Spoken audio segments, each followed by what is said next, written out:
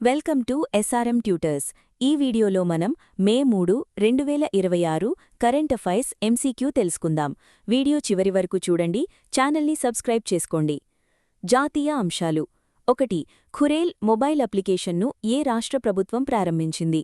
ఆప్షన్లు: 1 మణిపూర్, 2 మిజోరాం, 3 అస్సాం, 4 మేఘాలయ. సమాధానం: 2 మిజోరాం.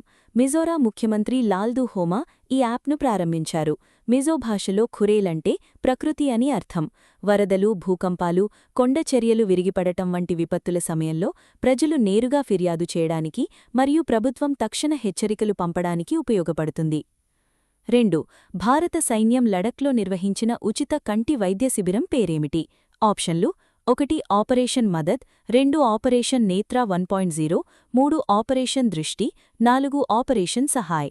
సమాధానం: 2 ఆపరేషన్ నేత్ర 1.0. లడఖ్లోని మారుమూల ప్రాంతాల ప్రజల కోసం భారత సైన్యం ఆపరేషన్ నేత్ర 1.0 పేరుతో 4 రోజుల పాటు కంటి వైద్య శిబిరాన్ని నిర్వహించింది. సుమారు 950 మందికి పరీక్షలు నిర్వహించి అవసరమైన వారికి ఉచితంగా సర్జరీలు చేశారు. 3.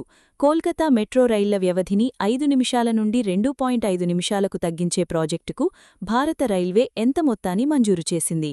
ఆప్షన్లు: 1 895 కోట్లు, 2 671.72 కోట్లు, 3 223 కోట్లు, 4 1000 కోట్లు. సమాధానం: 2 671.72 కోట్లు.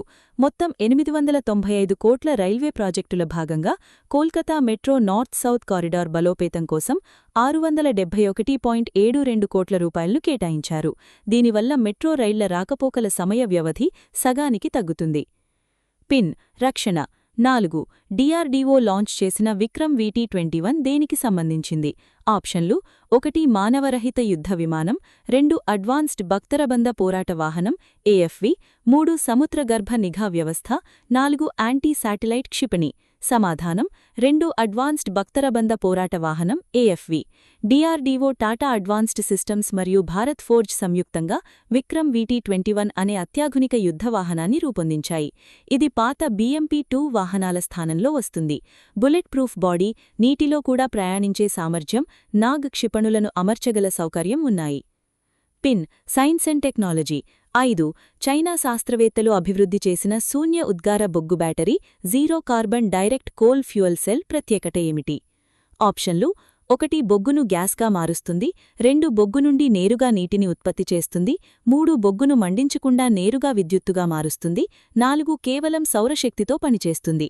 సమాధానం: 3 బొగ్గును మండించకుండా నేరుగా విద్యుత్తుగా మారుస్తుంది. చైనాలోని షెంజన్ విశ్వవిద్యాలయ శాస్త్రవేత్తలు ఈ బ్యాటరీని అభివృద్ధి చేశారు.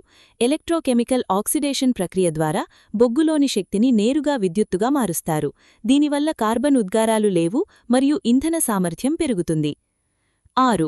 భారతదేశంలోనే మొట్టమొదటి గ్రీన్ మెథనాల్ ప్లాంట్ ఎక్కడ ఏర్పాటు చేయబడుతోంది? ఆప్షన్లు: 1 విశాఖపట్టణం ఆంధ్రప్రదేశ్, 2 ముంబై మహారాష్ట్ర, 3 కాండ్లా పోర్ట్ గుజరాత్, 4 కొచ్చి కేరళ. సమాధానం: 3 కాండ్లా పోర్ట్ గుజరాత్. గుజరాత్లోని దీన్ దయాల్ పోర్ట్ కాండ్లా వద్ద దేశంలోనే మొదటి గ్రీన్ మెథనాల్ ప్లాంట్ను నిర్మిస్తున్నారు. వ్యవసాయ వ్యర్థాలు మరియు హానికరమైన పొదలు ప్రసోపిస్ జూలిఫ్లోరాను ఉపయోగించి స్వచ్ఛమైన ఇంధనాన్ని తయారు చేస్తారు. నౌకల ప్రయాణానికి ఇంధనంగా వాడతారు. 7. భారతదేశంలోనే మొట్టమొదటి పోర్టబుల్ బెడ్సైడ్ MRI సిస్టమ్ను ఎక్కడ ప్రవేశపెట్టారు? ఆప్షన్లు: 1 AIIMS Delhi, 2 AIIMS Hyderabad, 3 Apollo hospitals, 4 NIMS. సమాధానం: 1 ఎయిమ్స్ ఢిల్లీ. తీవ్రస్థితిలో ఉన్న రుగ్మలను MRI గదికి తరలించాల్సిన అవసరం లేకుండా వారి మంచం వద్దకే తీసుకువెళ్లి మెదడు స్కాన్ చేయడానికి ఎయిమ్స్ ఢిల్లీ ఈ పోర్టబుల్ MRI సిస్టమ్ను ప్రవేశపెట్టింది. హైపర్ఫైన్ సంస్థ నిర్వహించింది. 8. ప్రమాద సమయాల్లో ప్రజలను అప్రమత్తం చేసే సెల్ బ్రాడ్కాస్ట్ సిస్టమ్ సాంకేతికతను ఏ సంస్థ అభివృద్ధి చేసింది? ఆప్షన్లు: 1 ఇస్రో, 2 CDOT, 3 DRDO, 4 BSNL. సమాధానం: 2 CDOT. కేంద్ర టెలికాం మంత్రి జ్యోతిరాదిత్య సింధ్యా ప్రారంభించిన ఈ సంస్థను CDOT అభివృద్ధి చేసింది.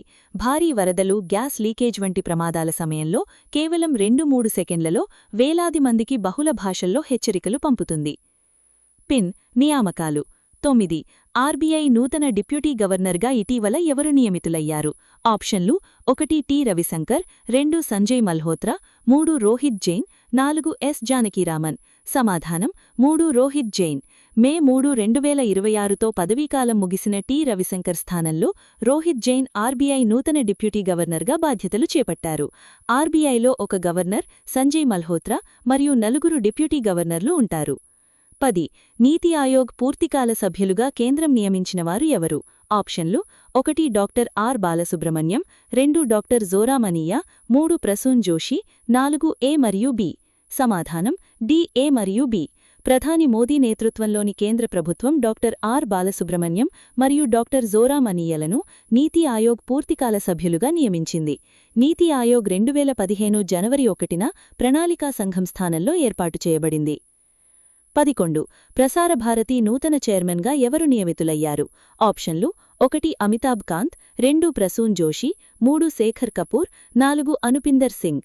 సమాధానం: 2 ప్రసూన్ జోషి. ప్రముఖ గేయ రచయిత మరియు కమ్యూనికేషన్ నిపుణుడు ప్రసూన్ జోషిని ప్రసార భారతి చైర్మన్గా కేంద్రం నియమించింది. ఈయన గతంలో central board of film certification చైర్మన్గా కూడా పనిచేశారు. 12. కేంద్ర ఎంఎస్ఎంఈ మంత్రిత్వ శాఖ నూతన కార్యదర్శిగా ఎవరు బాధ్యతలు చేపట్టారు? ఆప్షన్లు: 1 విక్రమ్ యాదవ్, 2 పంకజ్ అగర్వాల్, 3 భరత్ ఖేరా, 4 సంజయ్ ఖన్నా. సమాధానం: 3 భరత్ ఖేరా. సీనియర్ ఐఏఎస్ అధికారి భరత్ ఖేరా ఇటీవల ఎంఎస్ఎంఈ శాఖ సెక్రటరీగా బాధ్యతలు చేపట్టారు. పిన్ క్రీడలు 13.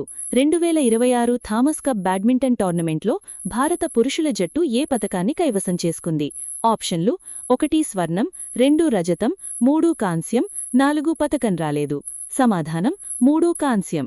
డెన్మార్క్లో జరిగిన థామస్ కప్ సెమీఫైనల్లో ఫ్రాన్స్ చేతిలో 0-3తో ఓడిపోయిన భారత్ కాంస్య పతకంతో సరిపెట్టుకుంది. గతంలో భారత్ 1952, 1955, 1979 మరియు 2022లో పతకాలు సాధించాయి. 14. ఇటీవల మరణించిన అలెక్స్ జనార్డి ఏ రంగంలోని ప్రపంచ ప్రసిద్ధ క్రీడాకారుడు? ఆప్షన్లు: 1 formula 1 driver, 2 Paralympic gold medalist cycling, 3 tennis player, 4 A మరియు బి. సమాధానం: డి, ఏ మరియు బి. ఇటలీకి చెందిన అలెక్స్ జనార్డి మాజీ F1 డ్రైవర్ మరియు 4 సార్లు పారాలింపిక్ స్వర్ణ విజేత. 2001లో ప్రమాదంలో 2 కాళ్లు కోల్పోయిన పారాసైక్లింగ్లో అద్భుత ప్రతిభ చూపారు. 15. ఐసీసీ మహిళల వన్డే ర్యాంకింగ్స్లో భారత జట్టు ఏ స్థానంలో కొనసాగుతోంది? ఆప్షన్లు: 1 మొదటి, 2 రెండవ, 3 మూడవ, 4 ఐదవ. సమాధానం: 3 మూడవ. తాజా ఐసీసీ వన్డే ర్యాంకింగ్స్లో హర్మన్ప్రీత్ నేతృత్వంలోని భారత జట్టు 124 పాయింట్లతో 3వ స్థానంలో నిలిచింది. 16.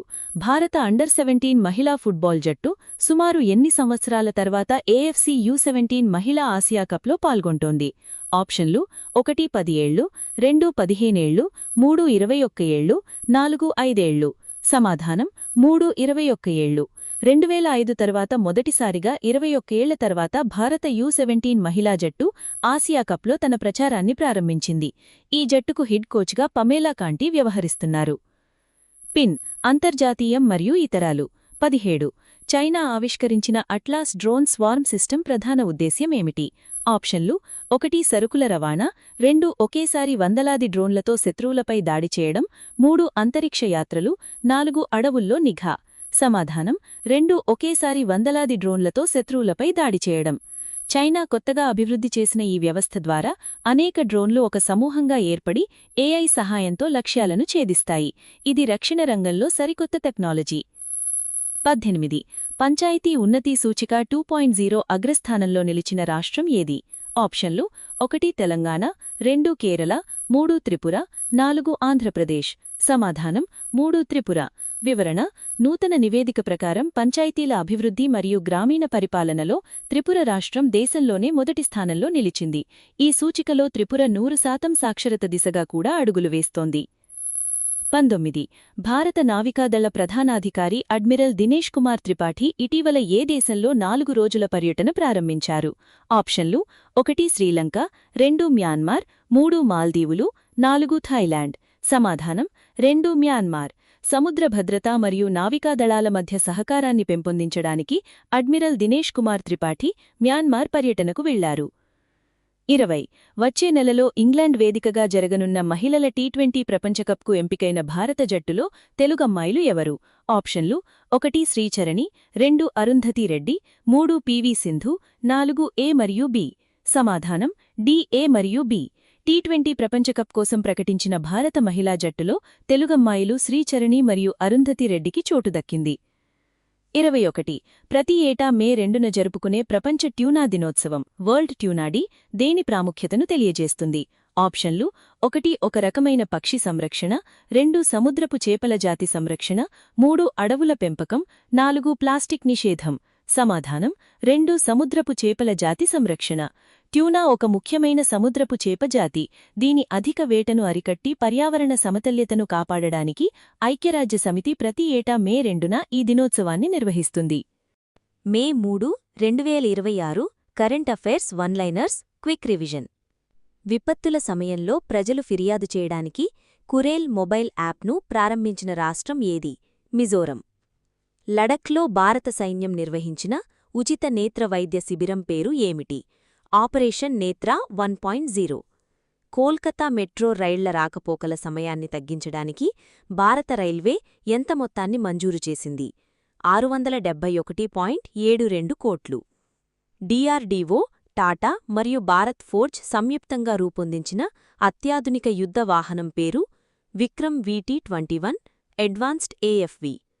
బొగ్గును మండించకుండా నేరుగా విద్యుత్తుగా మార్చే శూన్య ఉద్గార బొగ్గు బ్యాటరీని ఏ దేశ శాస్త్రవేత్తలు అభివృద్ధి చేశారు? చైనా. భారతదేశపు మొట్టమొదటి గ్రీన్ మెథనాల్ ప్లాంటును ఎక్కడ ఏర్పాటు చేయబడుతోంది? సమాధానం: కాండ్లా పోర్ట్, గుజరాత్. దేశంలోనే మొట్టమొదటి పోర్టబుల్ బెడ్సైడ్ MRI స్వూప్ సిస్టమ్ను ఎక్కడ ప్రవేశపెట్టారు? ఎయిమ్స్, ఢిల్లీ. ప్రమాద సమయాలలో ప్రజలను అప్రమత్తం చేసే సెల్ బ్రాడ్కాస్ట్ సిస్టమ్ సాంకేతికతను అభివృద్ధి చేసిన సంస్థ ఏది? C. Reserve bank of India నూతన డిప్యూటీ గవర్నర్గా ఎవరు నియమితులయ్యారు? రోహిత్ జైన్, టి. రవిశంకర్ స్థానంలో. నీతి ఆయోగ్ పూర్తికాల సభ్యులుగా కేంద్ర ప్రభుత్వం ఎవరిని నియమించింది? Doctor R. బాలసుబ్రహ్మణ్యం మరియు డాక్టర్ జోరం అనియా. ప్రసార భారతి నూతన చైర్మన్గా నియమితులైన కమ్యూనికేషన్ నిపుణులు ఎవరు? ప్రసూన్ జోషి. కేంద్ర ఎంఎస్ఎంఈ మంత్రిత్వ శాఖ నూతన కార్యదర్శిగా ఎవరు బాధ్యతలు స్వీకరించారు? Bharat Khera. 2026 Thomas cup badminton టోర్నీలో భారత పురుషుల జట్టు ఏ పతకాన్ని కైవసం చేసుకుంది? కాంస్యం. ఇటీవల మరణించిన ప్రపంచ ప్రసిద్ధ క్రీడాకారుడు ఎలెక్స్ జనార్డీ ఏ రంగానికి చెందినవాడు? ఫార్ములా 1 డ్రైవర్ మరియు పారాలింపిక్ గోల్డ్ మెడలిస్ట్. ఐసీసీ మహిళల వన్డే ర్యాంకింగ్స్లో భారత జట్టు ఏ స్థానంలో కొనసాగుతోంది? 3వ స్థానం. సుమారు 21 సంవత్సరాల తర్వాత ఏఎఫ్సీ U17 మహిళల ఆసియా కప్లో పాల్గొంటున్న భారత జట్టు కోచ్ ఎవరు? పమేలా కాంటి. చైనా ఆవిష్కరించిన AI ఆధారిత అట్లాస్ డ్రోన్ స్వామ్ సిస్టమ్ ప్రధాన ఉద్దేశం ఏమిటి? ఒకేసారి వందలాది డ్రోన్లతో శత్రువులపై దాడి చేయడం. పంచాయతీ ఉన్నతి సూచిక 2.0లో దేశంలోనే అగ్రస్థానంలో నిలిచిన రాష్ట్రం ఏది? త్రిపుర. భారత నౌకాదళ ప్రధానాధికారి అడ్మిరల్ దినేష్ కుమార్ త్రిపాఠి ఇటీవల ఏ దేశంలో పర్యటించారు? మయన్మార్. వచ్చే నెలలో జరిగే మహిళల టీ20 ప్రపంచకప్కు ఎంపికైన భారత జట్టులోని తెలుగమ్మాయిలు ఎవరు? శ్రీచరణి మరియు అరుంధతి రెడ్డి. సముద్రపు చేపల జాతి సంరక్షణ కోసం ప్రతి ఏటా మే 2న జరుపుకునే దినోత్సవం. ప్రపంచ ట్యూనా దినోత్సవం వరల్డ్ ట్యూనా డే. ఈ వీడియో మీకు నచ్చితే లైక్ చేయండి, మీ ఫ్రెండ్స్తో షేర్ చేయండి. మరిన్ని డైలీ అప్డేట్స్ కోసం మన ఛానల్ని సబ్స్క్రైబ్ చేసుకోండి. రేపటి క్లాస్లో మళ్ళీ కలుద్దాం. All the best. మీరు ఈ కరెంట్ అఫైర్స్ని ప్రాక్టీస్ చేయాలి అనుకుంటే ప్లీజ్ విజిట్ srmtutors.in వెబ్సైట్. ఫ్రీగా రోజువారీ కరెంట్ అఫైర్స్ టెస్ట్ ఇంకా GK bits, daily jobs information గురించి తెలుసుకోండి. దయచేసి మా ఛానల్ను సబ్స్క్రైబ్ చేసుకోండి. వీడియో యూస్ఫుల్గా ఉంది అనిపిస్తే ఒక లైక్ చేసి మీ ఫ్రెండ్స్కి షేర్ చేయండి.